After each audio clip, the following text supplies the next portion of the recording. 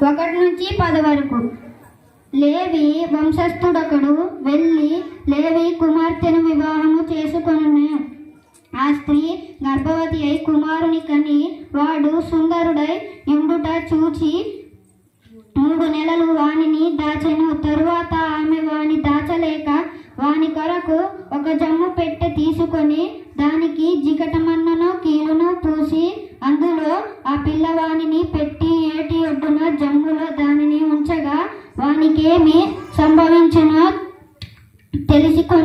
తెలుసుకొనుటకు వాని యొక్క దూరముగా నిలిచి ఉండెను. ఫరో కుమార్తె స్నానము చేయుటకు ఏటికి వచ్చెను. ఆమె పనికత్తెలు ఏటి ఒడ్డున నడుచుచుండగా ఆమె నాచులోని ఆ పెట్టెను చూచి తన పనికత్తె నొకతెను పంపి దాన్ని తెప్పించి తెరచి ఆ పిల్లవానిని చూచినప్పుడు ఆ పిల్లవాడు ఏడ్చుచుండగా చూచి వాని యందు కనికరించి వీడు హెబ్రీయుల పిల్లలలో నొకడనెను.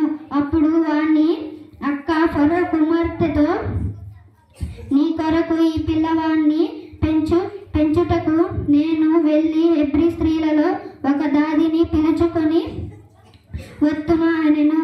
అందుకు ఫరో కుమార్తె వెళ్ళుమని చెప్పగా ఆ చిన్నది వెళ్ళి ఆ బిడ్డ తల్లిని పిలుచుకొని వచ్చెను. ఫరో కుమార్తె ఆమెతో, ఈ బిడ్డను తీసుకొని పోయి నా కొరకు వానికి పాలిచ్చి పెంచుము, నేను నీకు జీతమిచ్చదనని చెప్పగా ఆ స్త్రీ ఆ బిడ్డను తీసుకొని పోయి పాలిచ్చి పెంచెను. ఆ బిడ్డ పెద్దవాడైన తరువాత ఆమె ఫరో కుమార్తె యొద్దకు అతన్ని తీసుకొని వచ్చెను. అతడు ఆమె కుమారుడాయెను. ఆమె నీటిలో నుండి ఇతన్ని తీసి తినని చెప్పి అతనికి మోషే అని పేరు పెట్టెను.